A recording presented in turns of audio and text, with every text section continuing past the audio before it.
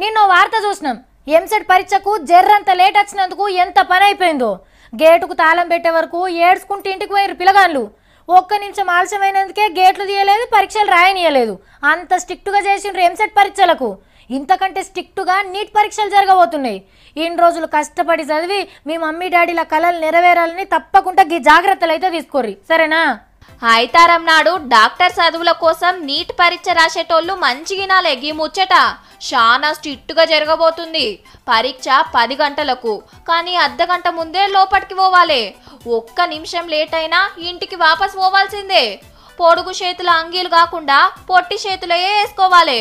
బూట్లు వేసుకొని టక్కేసి నడుముకు బెల్ట్ పెట్టి నెత్తికి టోపీ చేతికి వాచ్ పెట్టుకొని టిక్కు టాకు తయారై పోతామంటే నడవది.